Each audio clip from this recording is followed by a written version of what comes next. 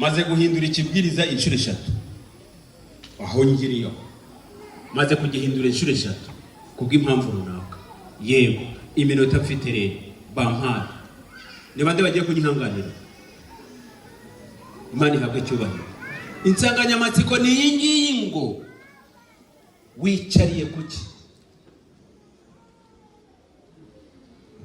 Kukumye numvise umukukumye none wicariye kuki? Uribaza wicariye kuki? Ariko indirimbo y'145 indirimbo y'145 chaka gusoma igice cya kabiri cyangwa igice cya mbere. Uyu muhimbyi w'indirimbo yaritegereje aravuga ati rero wenda yayihimbye ari mu mwanya nk'uyu nguyu cyangwa se yayihimbye ari ahantu runaka, ariko iyi ndirimbo yamuze ku mutima, iyi nkora ku mutima. Iyo ngiye guhagarara imbere y'abantu bangana batya n'umunyabyaha kubarusha, noneho rero nanjye nkasenga nti Yesu umwami w'abantu ngwino ube muri njye. Niko yavuze umuhimbyi wayo. Yego Yesu umwami w'abantu ngwino ube muri njye. He kuba ari njye uvuga, ahubwo bigende bite ucyumvukira, hanyuma unsabe mu mutima ngo ngewe, hanyuma abajya bandeba bajya bageze bati hano mwambaye none nababwiye nimugoroba ko mwagiye ahagaragara zongere wifate kwa kundi warangije kwiboha. Yego warangije gufata indahiro, noneho rero mwanakoze n'igitangaza mwabishyize live no muri Afrika wageze oya. Yego hora bumve rero ngo wongeye gukungikana chef guide mugenzi wawe w'umukobwa wamuteye ndeba muzabigarurira. Yesu umwami w'abami ngwino he, ariko he kuba ari njye uvuga Nyagasani, ahubwo mvugiremo, hanyuma unsabe mu mutima ngo ngewe abajya bandeba bajya bagenza bati none se wasinze bajya babona Yesu.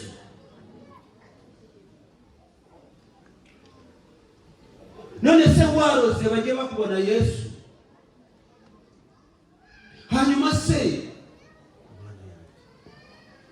hajya warwanye tumaze kukwambika nawe wambaye nawe umudivandisi w'umunsi wa karindwi, nibajya bakubona muri yo hayi bajya babona Yesu. None inyandiko cyangwa se insanganyamatsiko mfite mu minota mikeya ni iyi ngiyi kuvuga ngo bigende bite wicaye iki? Wicaye kuki? Ni iki wicaye? Wicaye kuki? Twagize umugisha twavuye iri Gatoyi ni Kabizo na hehe n'ibambo na hehe n'ibirundure iyo hirya nagaze ahantu bita Irubura. Ni bande bahanze Irubura? Narahageze, ntabwo nshaka kuvuga inzu nari ndimo, ariko bari bafite twadutebe tw'ibiko. Yego twadutebe tw'ibiko twari dukonjonjeyemo habiri, nuko kabari tugatwicaraho. None ukuvimvira mu epitadisi, ukuvimvira mu divano kuri wagabanya ayo majwi tukumva icyo umwuka ari kubwitorera. Wicariye kuki? Hanyuma itangiriro nako kuva igice cya 17, kuva igice cya 17 hariho amagambo ari kutubwira ngo Abameleki barwanya Abisirayeli, Mose arabasabira baranesha. Igice cya 17 umurongo wa 8. Ndasubiramo aya magambo. Abameleki barwanya Abisirayeli, hanyuma Mose arabasabira, asabira Abisirayeli, Abisirayeli baranesha.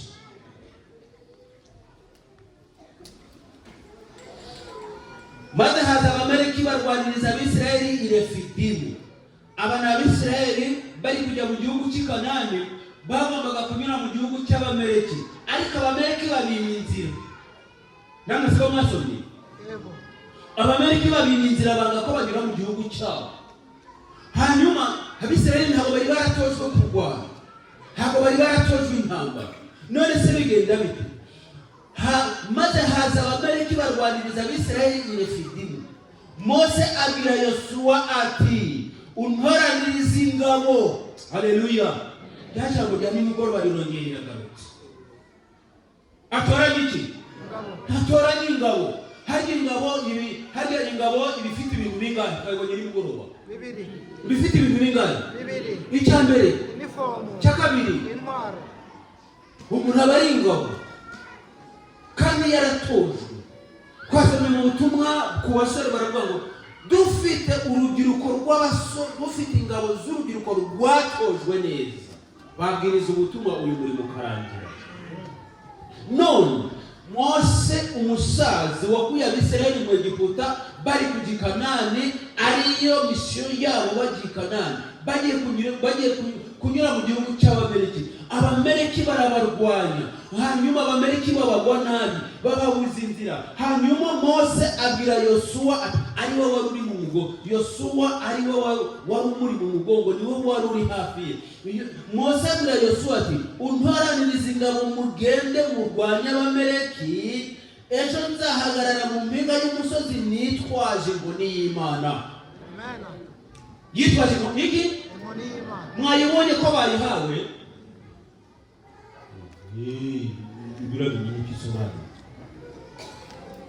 Nanjye nzahagarara ku musozi w'Imana, nanjye nzahagarara ku musozi nitwaje inkoni y'Imana. 10.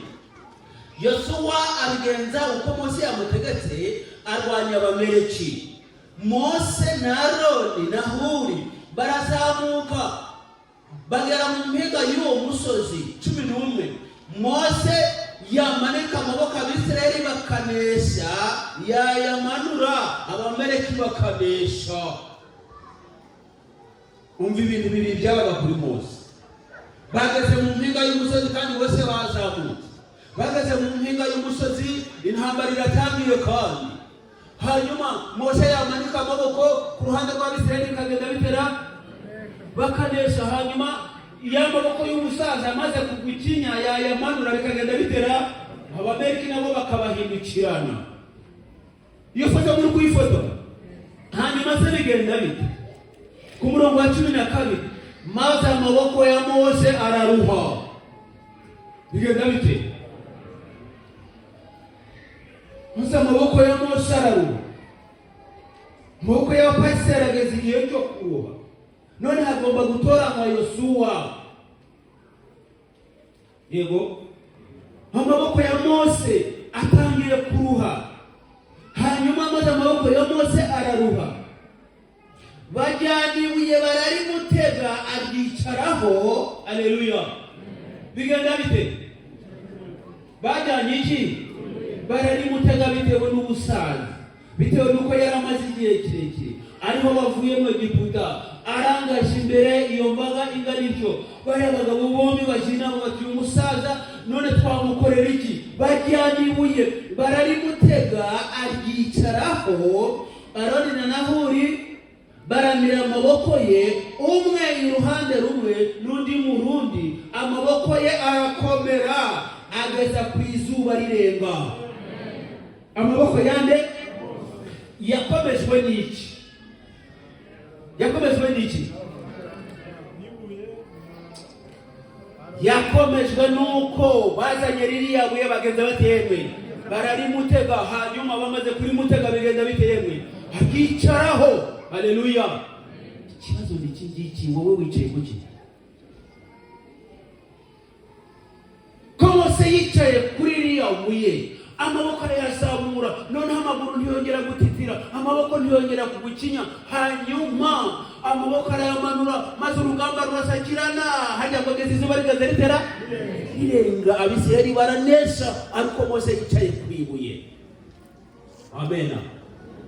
Wampa Moriya tukicara kuri ribuye, wampa muri Arizona tukicara kuri ribuye, wampa abashefugide, ababyeyi, urubyiruko tukicara kuri ribuye. Iribuye nta rindi, ni rya rindi ryanzwe n'abubatsi, hanyuma uwo mwobo ukomeza kubaho ngaho, bagashyiramo ibuye biranga. Safa, wibutse byabibuye mwana? Ibuye rwose ukarishyira mu nguni nk'ahangaha rikanga kujyaho, naho uri kurisiga hariya. Na ririya buye niko byagenze, uwo mwobo ukomeza kuhaba biranga. Hari ikibuye kitagira iforume, niko Yesaya yamubonye muri igice cya 53 ku murongo wa mbere. Ntabwo yari afite isura, ntabwo yari afite ubwiza bwatuma natwe tumwifuza. Iryo buye niryo baba bari gutambukaho. Nyamara igihe kigeze baravuga, ariko ntabwo rero kiriya kintu wagigira hariya banza byacamo. Nuko barakiza, nuko cyakabaye, baragenda bagihitira muri wa mwobo, babona igihe, babona ryabuye rigiye ku rukamba, bati inyubako ni iyi ngiyi. Haleluya. Maze inyubako razamuka, ifondasiyo irakomera. Iryo buye ni niko muri keka Yesu Kristo niwe wubatsweho itorero, natwe turi abayede. Mose yicara kuri Yesu. Amen. Mose yicaye kuri Yesu, maze urugamba rurarangira. Hanyuma bigenda biteze, none wowe wicaye kuki? Hanyuma turihuta cyane, turagenda mu Itangiriro igice cya 32. Wowe wicaye kuki? Ko tubonye ko Mose yicaye kuri ririya buye, kandi buye rigereranya Yesu. Na Petero yaravuze ati, rero dore ndashyira muri Siyoni we rikomeza imfuruka, ryanzwe nande? N'abubatsi. Ariko nibyo ryaje guhinduka irikomeza imfuruka. Itangiriro 31:22. Nahageze, Labani akurikira Yakobo amurakariye. Labani akurikiye Yakobo, noneho Labani amurakariye. Iki gitekerezo murakizi. Yakobo yahunze afite imigisha y'uburyo bubiri. Igitekerezo cyihuse. Icya mbere, yari amaze kubona umugisha, amaze guhabwa nande? Na mukuru we. Yego niko mubizi? Yego. Iyo ni fomo yugiye kwambara, ugiye kuyigurana iby'akanya gatoya, ariko bitsirwa imbere y'Imana. Ntabwo ari wo murage wo twahawe. Umurage ibitabo 5, Bibiliya n'umwuka w'ubuhanuzi.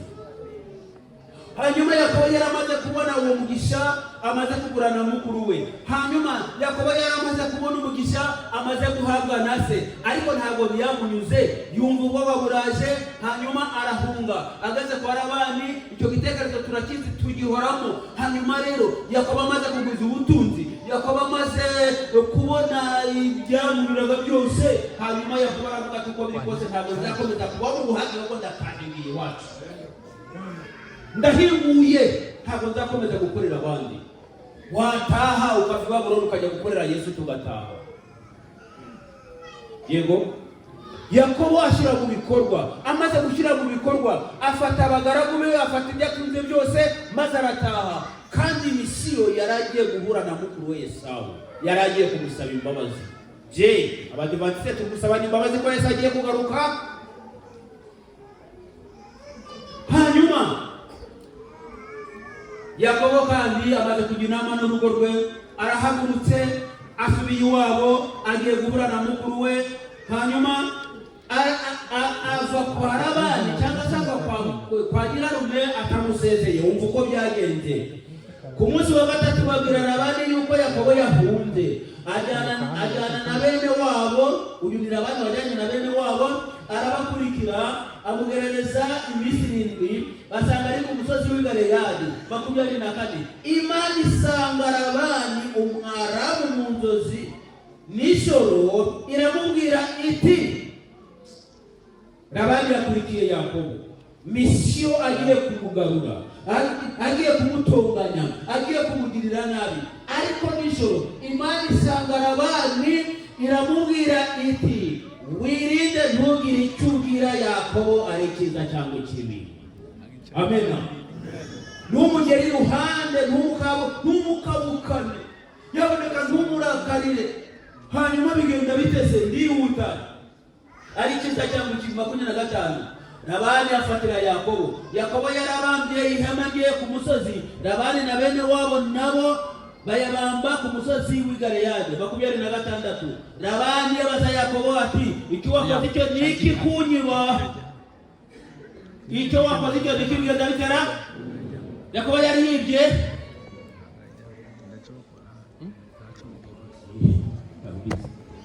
Bana baza Yakobo ati, ikiwa wakoze icyo niki kunyiba? Ukanjyana abakobwa banjye nk'abajyagano.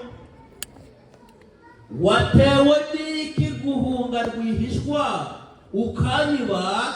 Nkubwira ngo ngusezerereho ibiganiro n'ibyishimo n'inanga, nkumuzire gusoma abuzukuru banjye n'abakobwa banjye.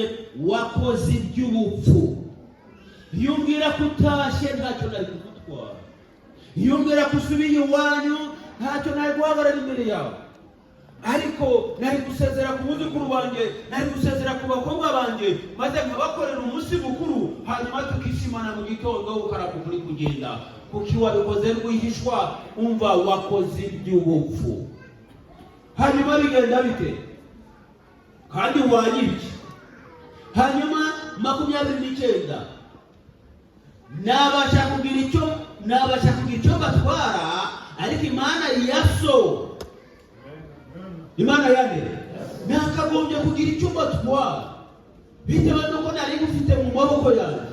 Nakagombye kugira icyo batwara, ariko Imana yaso yambwiye iri joro iti, wirinde ntubwire icyo ubwira Yakobo ari cyiza cyangwa kibi.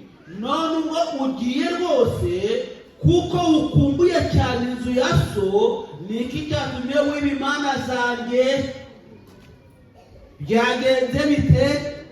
Niba wakumbuye iwanyu, uba wambwiye nkagusezeraho, abuzukuru banjye nkabashakira kado, hanyuma ukagenda ku mahoro. Ariko wagiye unyibye, burya nicyo cyatumye utoroka, nicyo cyatumye ucamura ihumye ntiwambwiye. None rero wibye imana zanjye, wazijyanye he wazimba ukagenda amahoro. Nibande bari kunyumva?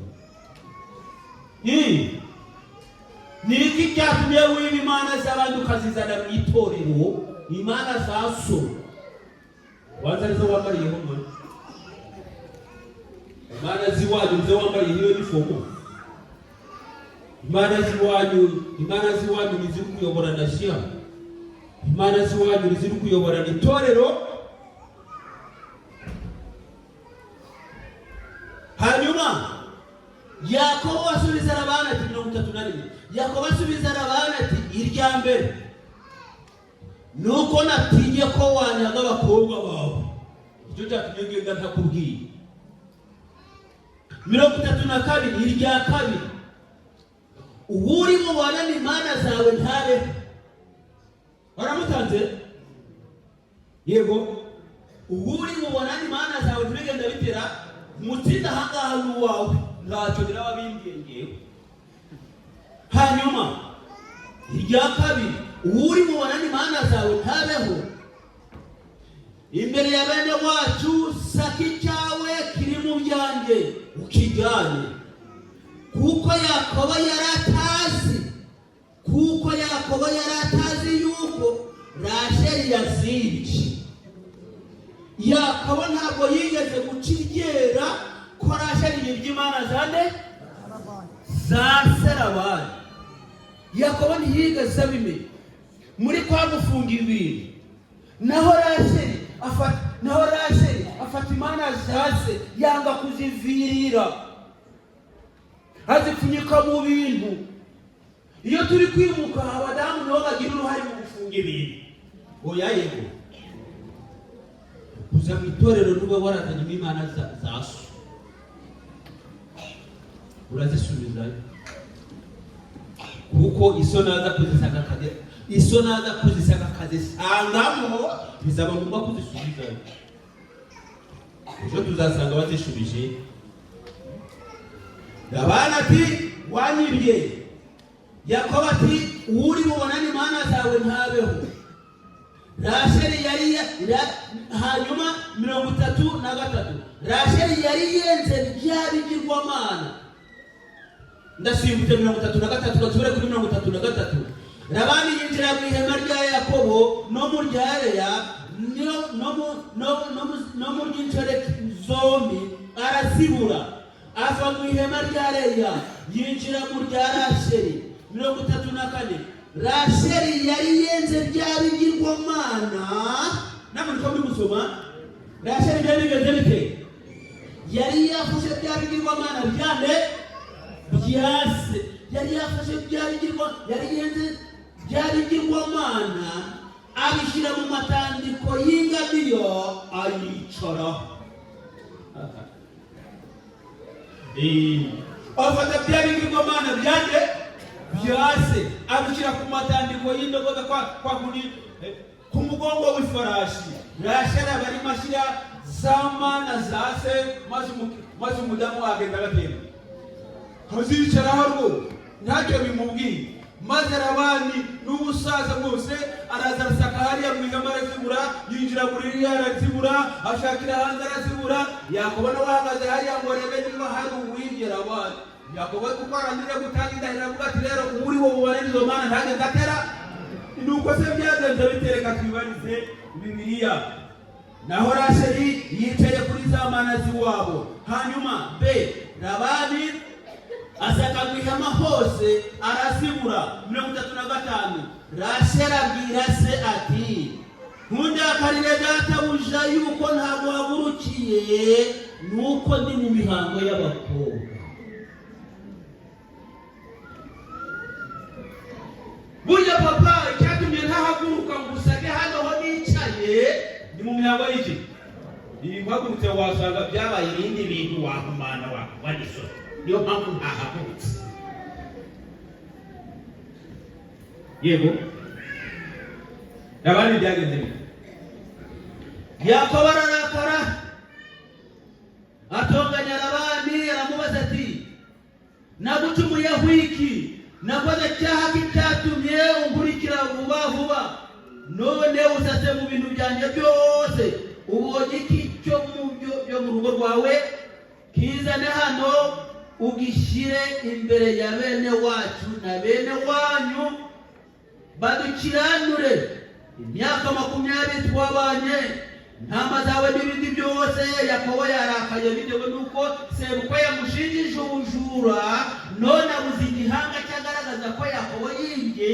Yakobo nawe uburakari burazamutse ari gutonganya nde sebukwe kuko wanshinjije ubujura. Yarafite ukuri oya? Yarafite ukuri, ariko ntabwo yarazi yuko umugore we byagenze biteyemwe. Yafashe byabigirwamana byase abishyira mu matandiko hanyuma bigenda biteyemwe. Niyo byicaraho ndi takubaza wicaye kuki? Uyu twabonye Mose ko we yari yicaye kuri Yesu maze urugamba rurarangira. Rasheli we yari yicaye ku mana zase. None ndatinya yuko mu byo dukora byose turabajiya, turabakuru b'itorero, turabapasire, turabayobozi bayoboye itorero. Ndatinya yuko hari imana ziwacu tukicayeho na bugingo na n'ubu. Inama y'itorero igaterana, none byagenze bite? Reka da, naho ni imana ziwacu ziri gukora twanze kuva ku izima, twanze kuzivirira. Uyu munsi ndakira muri Siyoni mwiri komeze mfuruka. Reka nibwirire abambaye none mwaguruke. Abambaye none mwaguruke. Mugomba kunyura mu kayumbiro ntabwo kari karangira. 20 n'abangahe bari he? Yewe Yesu mwana w'abami ngwinube muri nge he kuba ari nge uvuga ahubwo bigende bitewe turamvugiramo hanyuma nsabe mu mutima. Bahagaze icyambere cy'ingoma, igitabo cyambere cy'ingoma igice cya 28 n'umurongo wa 9. Soma badusomeye tugiye kubisoma muka. Nibwirira abambaye no Dawidi yihanangiriza abantu. Umurongo wa 9. Nawe Salomo mwana wanjye, umenye Imana ya so, ujye uyikorera n'umutima utunganye kandi ukunze, kuko Uwiteka agenzura imitima yose, amenya n'ibyo umutima yibwira byose. Numushaka uzamubona, ariko numureka azaguca iteka ryose. Wibwira ngo uwo mwenda urahagije. Oya yego. Wibwira ngo uwo mwenda urahagije. Ntabwo uhagije, ahubwo umva bigiye gukurikiraho. Nawe Salomo mwana wanjye, menya Imana ya so. Imana ya data ni data wa twese uri mu ijuru, ntabwo ari Imana ya papa. Oya, Imana ya papa ni ikigirwamana, tugomba kuba twarayisohotsemo. Umenye Imana ya so, ujye uyikorera n'umutima utunganye kandi ukunze, kuko Uwiteka agenzura imitima yose, akamenya ibyo imitima yibwira byose. Numushaka uzamubona, ariko numureka azaguca iteka ringana iki? Umurongo wa 10. Nuko wirinde, kuko Uwiteka ari wowe yatoranije kubakira inzu ubuturo bwera. Shiraho imbaraga ubikore. Wiyicaye. Shiraho imbaraga bigenda bite? Ariko menya Imana ya mbere, menya Imana ya so. Nitumenya Imana ya data, Imana data wa twese, nituyishaka tuzayibona. Ariko nituramuka tuyiretse, iyo bizaduca iteka ringana iki? Uwo mwenda ntacyo uzatumarira, ubupasitoro ntacyo uzatumarira, kuyobora jene konferanse ntacyo bizatumarira. Turamutse turetse ikiyemwe iteka. Ariko nitumushaka bizagenda bite? Somo riheruka riri mu Byahishuwe igice cya 3 umurongo wa 12. Somo riheruka riri mu Byahishuwe igice cya 3 umurongo wa 12, aho Yohana ku kirwa cy'Ipatimo yanditse amagambo akomeye cyane. Yaranditse tuva rero, numara kumushaka uzamubona, ariko numureka nawe azaguca iteka ryose. Hanyuma 3:12, ngiri isezerano mu masezerano 1888 biri muri Bibiliya. Iri sezerano ririmo yaranditse ngo, unesha nzamubwira inkingi yo mu rusengero rw'Imana yanjye, ntazasohoka ukundi, nanjye nzamwandika mu izina rishya ry'Imana yanjye n'iry'ururembo rw'Imana yanjye, ariko Yerusalemu nshya izamanuka iva mu ijuru iturutse ku Mana yanjye, kandi nzamwandikaho izina ryanjye rishya. Nyamuneka ufite ugutwi niyumve n'umwuka biramatorero. Mu ijuru ntabwo byitwa rizahananze. Nta nubwo ziko ridasobanura riti, na papa yaributse ntari namubaza n'ubusobanuro. Ntabwo nziko risobanura iki. Hari n'abandi batubana mbaje, hari n'abandi bakarimude. Ariko unesha, Yesu aravuze ngo azamuha amazina ngahe? Izina rishya. Ndetse hubwo mu gitabo bisobanura byasho ngo ntabwo rizwi n'umuntu wari we wese uretse wa wundi wari hawe. Amen. Ninde ugiye kwemera guhabwa izina rishya? Imana ihabwa icyubahiro. Ririya zina rishya urarihabwa ari uko warekuye imana za so wicaye. Izo mana za so zirekure zisubize bene zo rwose. Mose we yicaye ku ibuye ari we Nehemiya. Yesu. Burya Dawidi kujya kunesha Goliyati ntabwo ari Dawidi wanesheje. Oya, ahubwo Dawidi yasize Yesu yehemwe. Yasize Yesu imbere maze aramutuma. Burya Imana yari itegereje yuko mu Bisirayeli haboneka igikoresho ngo Yesu yikorere umurimo. Abafilipi igice cya mbere harimo amagambo ari kuvuga ngo iyatangiye umurimo muri twe nanizagenze ute? Ntanizawusohoza. Burya Imana yari itegereje igikoresho cyo yanyuriramo ngo we yirwanirire. Nukibwira Yehoshafati rero, yewe Yehoshafati, dore muratewe, none mwebwe mugiye gusanganira ziriya ngabo zibateye. Mwebwe ntimugire intwaro mujyana, siko mwasomera. Mwebwe ntimugire intwaro mujyana, ahubwo mugende nimuhagera imbere mwihagararire. Umva imbere y'abashidiganire, umva imbere y'imiheke, umva imbere y'intwari zatojwe. None ngo mwebwe nimuhagera imbere ngo bigende bitera. mwebwe mwihagararire gusa. Nuko Yehoshafati ateranya abantu baragenda basanganira cya gitero, nuko babageze imbere. Bagenze bate? Bakora uko ijuru ryabategetse, barihagarariye gusa. Yesu abari wikorera umurimo, ingabo za Yehoshafati ziranisha mu izina rya Yesu. Numushaka bizagenda bite? Uzamubona, ariko numureka nawe azaguca iteka ryose. Reka natwe twihagararire, Yesu abari wowe wikorera umurimo, kandi duharanire kuzandikwaho amazina mashya atazwi n'umuntu wese mu izina rya Yesu.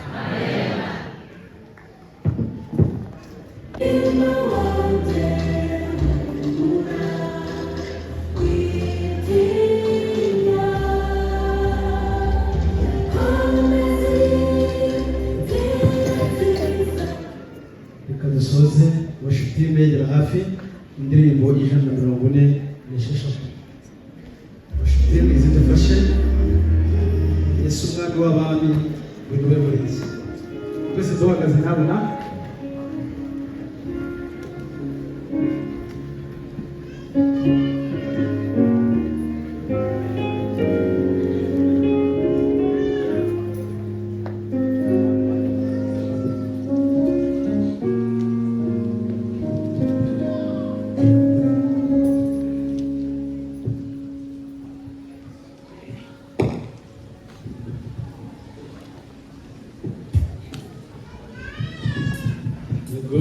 Marka turirimbe Yesu umwami w'abami w'intebe murizi. Yesu umwami w'abami